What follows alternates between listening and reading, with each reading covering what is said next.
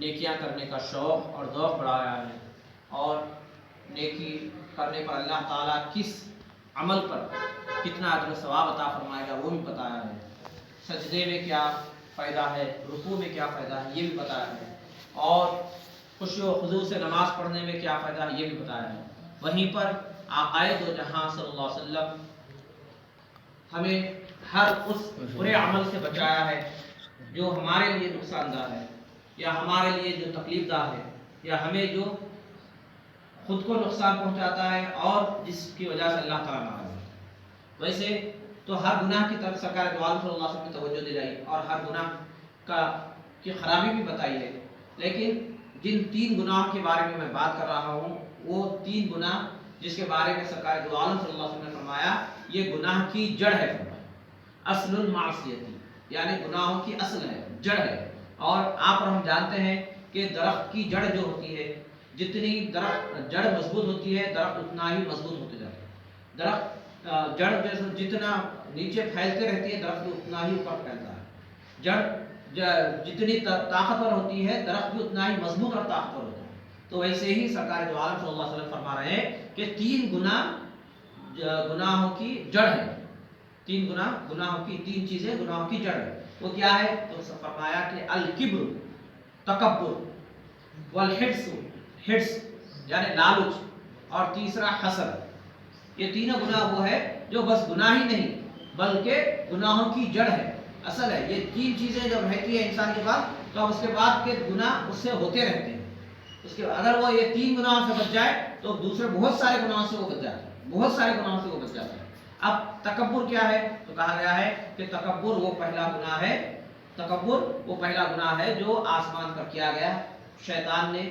حضرت آدم علیہ السلام کو دیکھ کر تکبر کیا اور دیکھ کر کہا کہ میں اس سے بہتر ہوں، میں آگ سے بنایا گیا ہوں اور یہ مٹی سے بنایا گیا ہے، اور آج مٹی پیروں کے نیچے رہتی ہے اور آگ ہمیشہ بلندی چاہتی ہے، آگ بلندی چاہتی ہے، اسی لیے میں بہتر ہوں۔ جبکہ وہ جھوٹ نہیں تھا، غلط نہیں تھا، لیکن اس میں اللہ کی ناراضگی تھی، سچائی تھی، لیکن اللہ جو چاہ رہا تھا اس کے خلاف تھا، تو اسی لیے وہ تکبر ہوا۔ اور تکبر آدمی کو کیا کرتا ہے؟ تکبر آدمی کو ذلیل کر دیتا ہے۔ وہ شیطان جسے پہلے عزازیل کہا جاتا تھا، جو فرشتوں کا استاذ تھا، وہ ابلیس اور رجیم ہو گیا، مردود ہو کر نکل گیا، تو یہ تکبر ہے۔ تو وہ گناہ ویسے ہی ہے، آج بھی ویسے ہی ہے کہ اگر کوئی قابل اور جیسو اچھا بہتر آدمی اگر تکبر میں پڑ جائے تو وہ ذلیل ہو جاتا ہے۔ تکبر، اللہ کو تکبر پسند نہیں ہے، اور یہ تکبر صفت صرف اللہ کے لیے خاص ہے، اللہ کے لیے خاص ہے، اسی لیے کہ اس کے برابر کوئی نہیں ہے، اس جیسا کوئی نہیں، اور اس کی حکومت میں کوئی شامل نہیں، اور اس کے خزانے اس کے اپنے ہیں، اور پھر وہ اپنے آپ سے ہمیشہ رہے گا، اور پھر وہ اس کی مرضی چلتی ہے۔ کل کیا ہوا تھا وہ جانتا ہے، کیا ہو رہا ہے وہ جانتا ہے، کیا ہوگا وہ بھی جانتا ہے، تو اسی لیے اس کے لیے خاص ہے۔ لیکن وہ ہمارے لیے گویا کہ ذلت والی بات ہے کہ اگر کوئی تکبر کر رہا ہے تو اسے اللہ تعالیٰ ذلیل کرتا ہے۔ اس کے لیے سرکار دو عالم صلی اللہ علیہ وسلم نے اور ایک جگہ پہ بتایا کہ من تکبر وضع اللہ، جو تکبر کرتا ہے اللہ تعالیٰ اسے گرا دیتا ہے، جو تکبر کرتا ہے اللہ تعالیٰ گرا دیتا ہے اسے۔ اللہ کو پسند نہیں ہے تکبر کرنا، ہاں اللہ تعالیٰ کو پسند ہے انکساری، اللہ تعالیٰ کو پسند ہے عاجزی، اللہ تعالیٰ کو پسند ہے کہ آپ کی نرمی، اللہ تعالیٰ کو پسند ہے کہ آپ کی لوگوں کے ساتھ آپ کا اچھا برتاؤ، یہ اللہ تعالیٰ کو پسند ہے۔ اگر تکبر کر رہے ہو تو گویا کہ جس کے ساتھ آپ تکبر کر رہے ہو پہلے تو اس کی نظروں ہی میں گر جاتی ہے، تو اسی لیے سرکار نے فرمایا تکبر گناہوں کی جڑ ہے۔ اور اس کے بعد دوسری چیز کیا فرمایا؟ والحرص، اور حرص یعنی لالچ یہ کیا بلا ہے؟ تو کہا لالچ وہ بلا ہے کہ سب سے پہلی بات یہ ہوتی ہے کہ جو تمہارے پاس ہے اس کی تمہارے پاس قدر نہیں، جو دوسرے کے پاس ہے وہ اس سے حاصل کرنے کے لیے تم جو کوشش کرتے ہو، جو وہ غلط راستے اختیار کرتے ہو وہ تمہارے لیے نقصان دہ ہے، وہ لالچ ہے۔ اس کے لیے سرکار دو عالم صلی اللہ علیہ وسلم نے کیا فرمایا کہ 3 چیزوں کے علاوہ کسی چیز میں حرص نہیں ہے۔ ایک، کسی ایسے دولت میں آدمی کو دیکھے جو اللہ کی راہ میں خیرات کر رہا ہے، اللہ کی راہ میں دے رہا ہے، تو اگر آپ ایسا سوچیں کہ اگر اللہ مجھے بھی دے گا تو میں بھی اللہ کی راہ میں خیرات کروں گا، ایسا نہیں کہ مجھے دے گا تو میں بلڈنگ بناؤں گا، مجھے دے گا تو میں کار خریدوں گا، مجھے دے گا تو میں جہازوں میں، ایسا نہیں، وہ اللہ کی راہ میں خرچ کر رہا ہے تو آپ اس کے لیے آپ ایسی آرزو کر سکتے ہیں کہ بھائی اللہ مجھے بھی دے گا تو میں بھی اللہ کی راہ میں خرچ کروں۔ اور اس کے بعد پھر علم کے بارے میں کہ کوئی کسی عالم دین کو دیکھے آپ، کسی جو علم والے کو دیکھ کر کہا کہ میں بھی ایسا علم حاصل کروں گا، اس کے لیے کوشش کرنا، اس کے لیے جدوجہد کرنا، یہ لالچ نہیں ہوتا ہے، یہ ایسی امید رکھنا، ایسی توقع رکھنا، یہ بہتری کی بات ہے۔ اور اس کے بعد کسی عابد کو، عبادت گزار کو، نیک بندے کو دیکھیں اور وہ جیسا عبادت کر رہا ہے اس پر رشک کر رہے ہو اور چاہ رہے ہیں کہ کاش میں بھی ویسا عبادت کروں، تو یہ بھی آپ کے لیے جائز اور بہتر ہے۔ لیکن اس کے علاوہ کوئی دوسرے چیزوں میں کوئی بڑا گھر بنا لیا، میں بھی ویسا گھر بناؤں، یہ آپ کے لیے نقصان دہ ہے۔ کوئی جو سو دوسرے معاملات میں،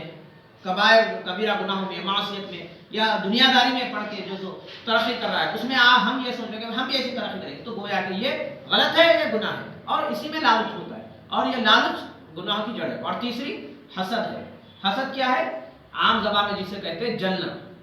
سامنے والے کی کامیابی کو دیکھ کر جلنا، سامنے والے کی ترقی کو دیکھ کر برداشت نہیں ہونا، سامنے والے کے ساتھ کچھ بہتر معاملہ ہو رہا تو وہ ہمارے لیے ناقابل برداشت، ہم اسے دیکھ نہیں سکتے، یہ اسے کہتے ہیں حسد۔ حسد کا معاملہ سرکار دو عالم صلی اللہ علیہ وسلم نے کیا فرمایا کہ حسد نیکیوں کو اس طرح کھا جاتی ہے جس طرح آگ لکڑی کو کھا جاتی ہے۔ حسد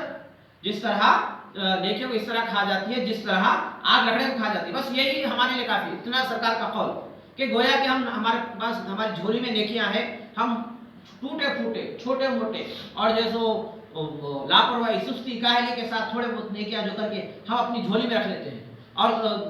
کیا کہتے ہیں کہ نیکی کرنا کمال نہیں، نیکی کو سنبھال کر خبر تک جانا کمال ہے۔ نیکی کر لینا کمال نہیں ہے، نیکی کو جیسو سنبھال کر رکھنا اور جیسو ہمارے قبر تک جب ہم جاتے ہیں جب تک وہ نیکی ہمارے ساتھ رکھنا، یہ کمال ہے۔ تو اسی لیے حسد کیا چیز ہے کہ نیکیوں کو کھا جاتا ہے۔ حسد اسی لیے سرکار نے فرمایا کہ یہ گناہوں کی جڑ ہے، اور پھر گویا کہ ہم نیکی کرتے ہیں اور مطمئن رہتے ہیں کہ ہم نیکی کریں، لیکن جب حسد کر لیتے ہیں، سامنے اپنے کسی بھائی کو، کسی اپنے کو دیکھتے ہیں، اس کی ترقی دیکھتے ہیں، دیکھ کر جب ہمارے اندر اس کے خلاف جیسو کچھ خیالات بدل جاتے ہیں، اس کے خلاف جیسو ہمارے اندر سازشیں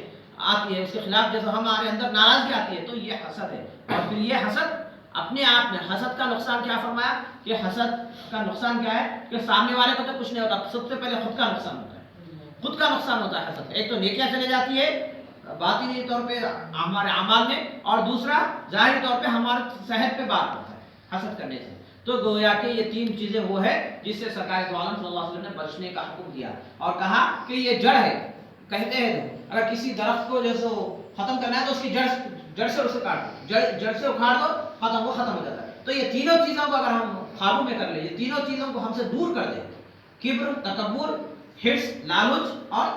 حسد یعنی جلن، یہ تینوں چیزوں کو اگر ہم خود سے دور کر لیں تو انشاءاللہ امید ہے کہ نیکیاں بھی ہمارے جو نیکی ہم کر رہے ہیں وہ ہمارے پاس محفوظ رہیں گے، اور پھر اس کے بعد جو لالچ ہے، وہ لالچ میں ہوتا کیا ہے کہ سکون ختم ہو جاتا ہے، اطمینان ختم ہو جاتا ہے، اور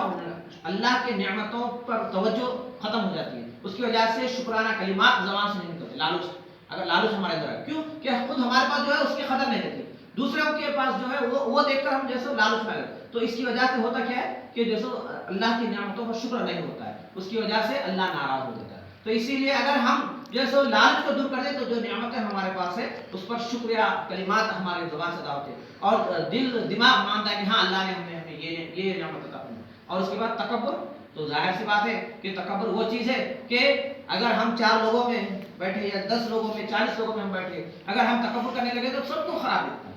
کوئی دوسرا بھی کر رہا تو ہمیں بھی خراب لگتا ہے، تو پہلے تو اپنوں میں ہی دوریاں بڑھ جاتی ہیں تکبر کی، دوسرا کہ تکبر کی